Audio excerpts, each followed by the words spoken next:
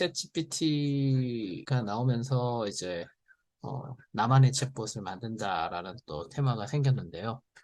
이거를 제대로 하려면 그래도 개념 정도는 기본적인 것들을 알고 있어야 된다라는 차원에서 자료를 좀 준비를 했습니다.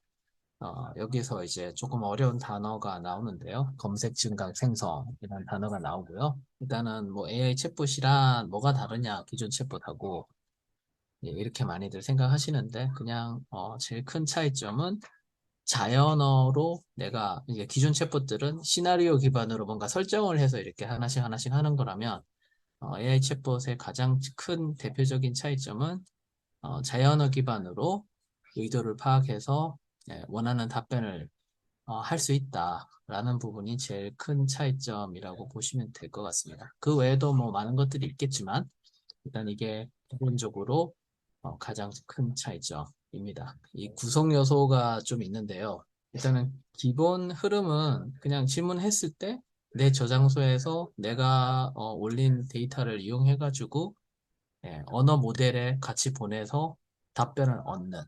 그러니까 챗 GPT는 어떻게 보면은 이미 학습된 내용을 토대로 저희가 질문을 하고 답변을 받잖아요. 그런데 이제 내가 올린 데이터를 기반으로 그것들을 한다라고 보시면 됩니다. 뭐 아마 교육 쪽에서는 아마 이 흐름에 많은 활용처가 있을 거라고 봐져요. 왜냐면 이제 챗GPT가 이미 되어 있는 학습에서 어떤 뭐 특별히 프롬프팅을 별도로 하지 않으면 예, 잘못된 정보나 이런 것들이 이제 전달될 수 있기 때문에 이제 그런 것들을 쓸 때 이제 이 방법들이 그러니까 검색 증강 생성이라는 방법으로 제공이 될 거라고 보고 있습니다. 이게 흐름이 어떻게 되냐면 어쨌든 사용자 질문을 받아서 그 질문을 이용해 가지고 저장소를 검색하고 지시 프롬프트와 질문과 이 사용자가 한 질문 그대로 그리고 검색 결과를 이용해 가지고 언어 모델 그러니까 언어 모델이 챗GPT 말고도 많이 있으니까요. 그냥 거의 똑같이 쓰면 됩니다. 물론 이제 챗GPT가 현재 성능이 GPT가 현재 그 성능이 제일 좋아서 GPT를 쓰겠죠. 그래서 이렇게 보내면 어 이제 언어 모델이 그걸 토대로 답변을 생성하고 예, 답변을 해주는 이런 구조라고 보시면 됩니다. 예, 조금 예, 흐름도를 가지고 살펴보면 이제 1번 먼저 이제 내 데이터를 이 임베딩 AI 모델이라는 녀석이 따로 있어요.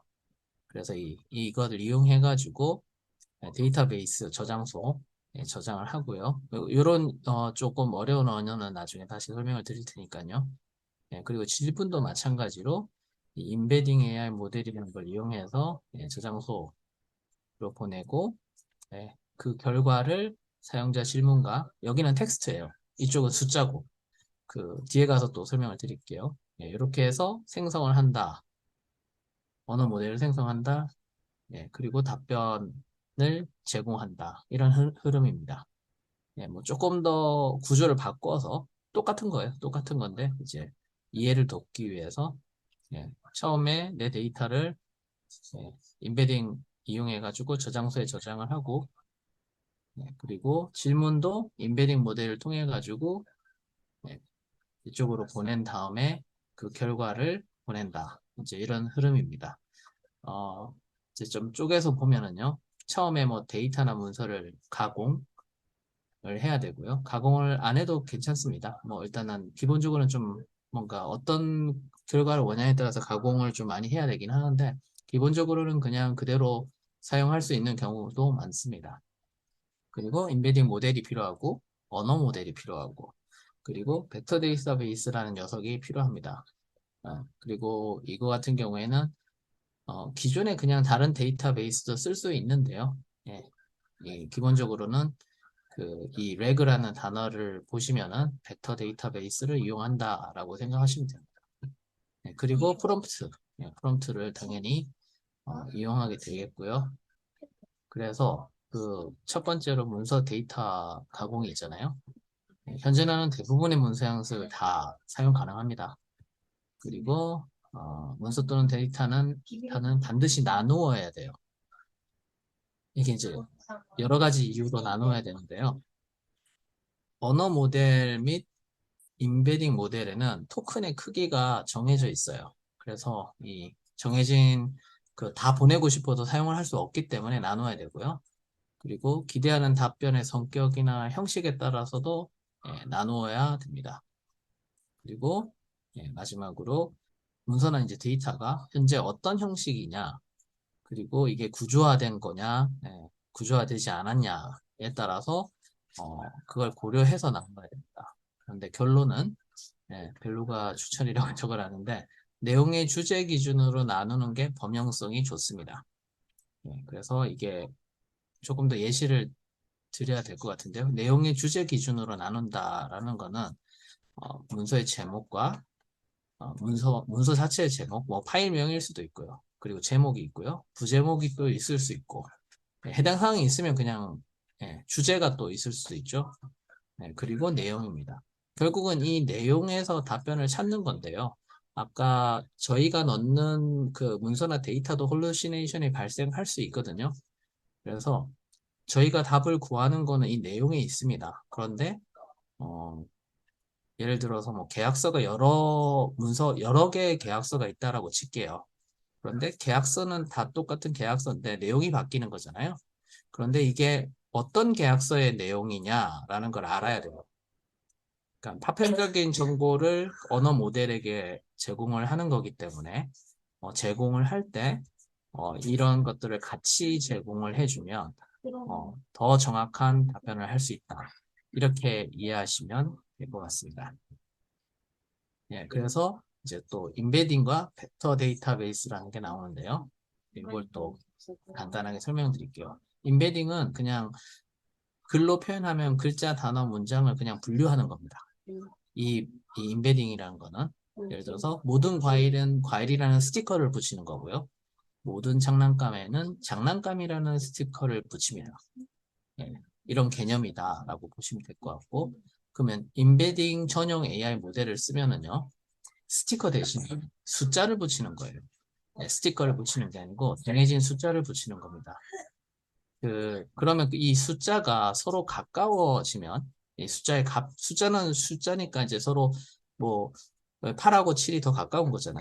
5보다는 그런 것처럼 가까이 가면 이제 자연스럽게 분류가 되는 거죠.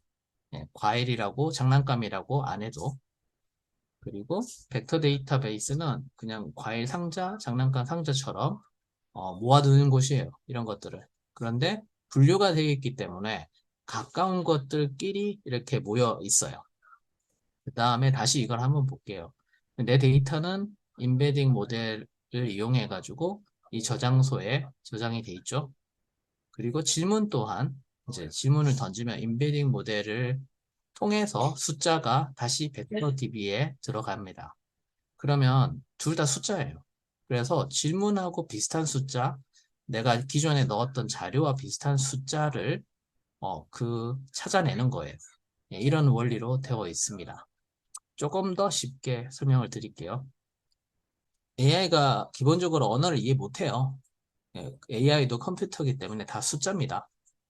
컴퓨터 프로그램도 숫자로 변환하는 거고 그 수단인 거죠. 이런 언어와 숫자 사이에 인간이 뭔가 명령을 내리기 위한 그런 거고 이게 이제 사과라는 거는 우리 사람이 보면 사과는 빨갛고 둥글고 뭐 맛있다, 시다 이건 명사야 뭐 이런 품사 같은 것도 정의를 내릴 수가 있잖아요. 이미 알고 있기 때문에. 그런데 이제 컴퓨터는 모르기 때문에 이런 빨간색, 둥근, 맛있다, 시다 이런 의미 여러 가지 가질 수 있는 의미를 다 이렇게 숫자로 붙여요.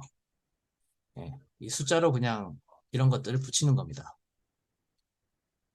그리고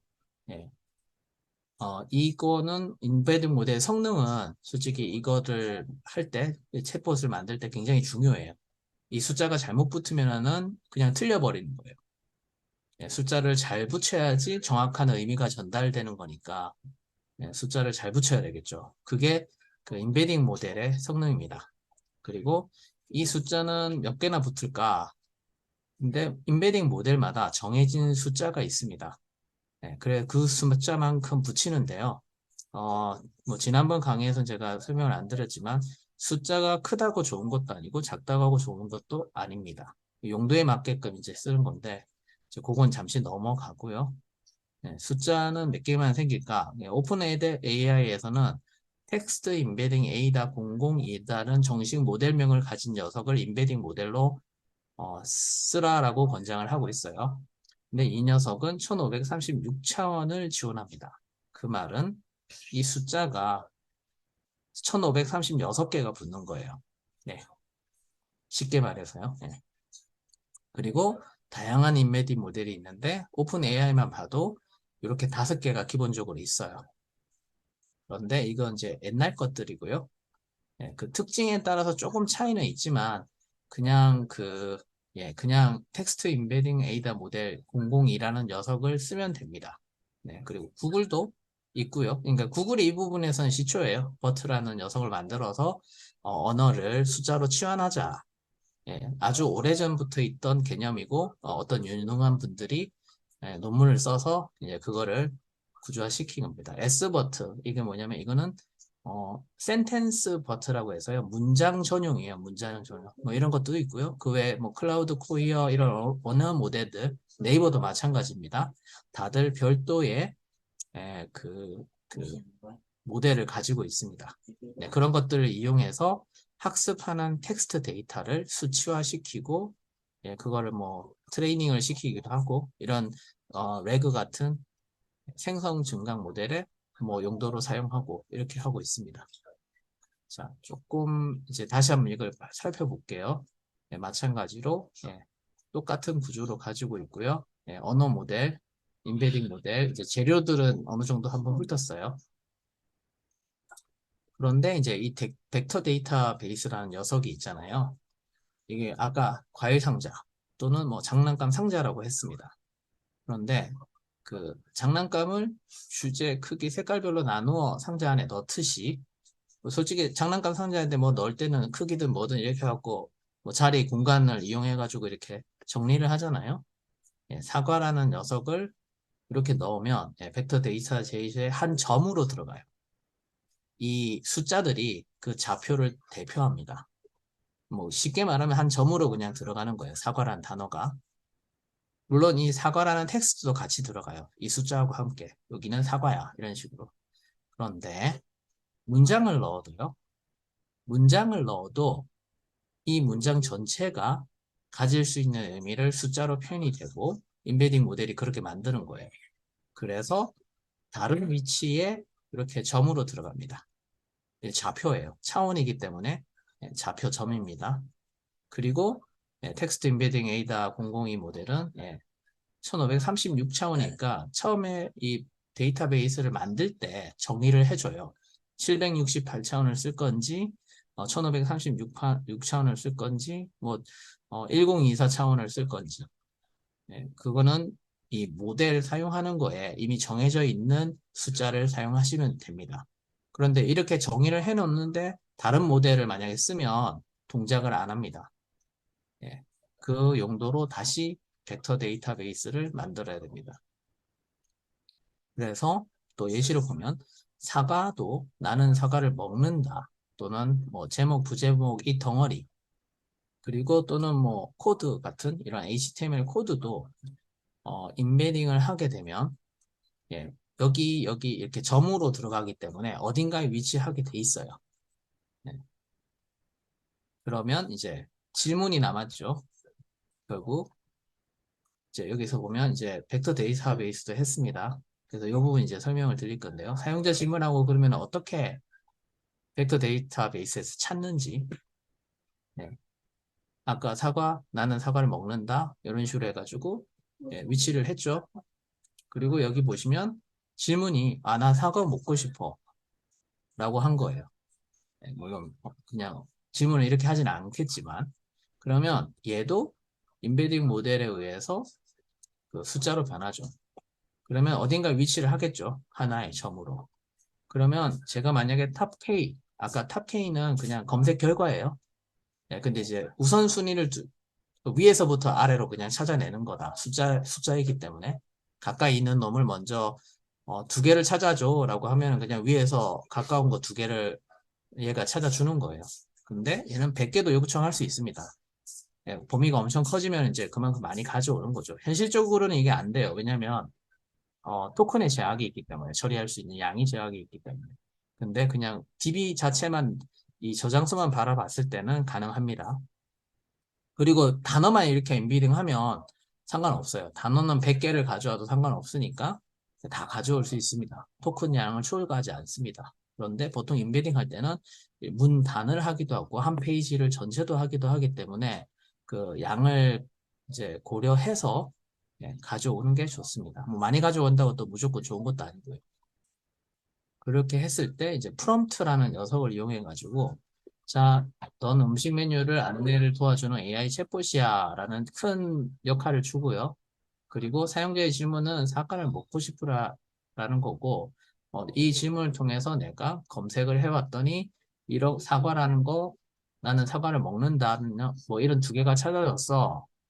그래서 위의 것들을 질문과 검색 결과를 이용해서 답변을 해줘라는 프롬프트를 만들어야 됩니다. 그리고 그런데 거기서 적절한 답변이 없으면 정보가 부족해라고 부족해서 답변을 드릴 수 없습니다라고 답해라는 프롬프트를 하나 만들어서 이렇게 보내는 게 기본입니다. 그러면 이제 GPT가 얘기 버무려 가지고 적절한 답변을 찾아준다라는 개념이 외그의 개념이라고 보시면 될 것 같습니다. 그래서 요약을 하면 일단은 문서의 나눔 단위 이걸 어떻게 정의하냐 인베딩 방법 단문으로 할 거냐 단어를 할 거냐 장문으로 할 거냐 또는 뭐 검색용으로 할 거냐 추천용으로 할 거냐에 따라서 예, 뭔가 달라지고요. 가져와야 되는 검색 결과도 달라지겠죠. 그리고 벡터 데이터베이스 사용할 때는 그 몇 가지 이제 기법이 있는데 그 매트릭도 좀 중요하지만 기본적으로 이제 세팅되는 거 쓰시면 되고요. 그리고 프롬프트 요 구성 요소가 서로가 서로에게 영향을 미치고요. 예를 들어서 뭐 나눈 단위는 단어로 해놓고 프롬프트는 문장을 원한다든지 또는 뭐 반대로 한다든지 그랬을 때 좋은 결과물이 나오지 않습니다.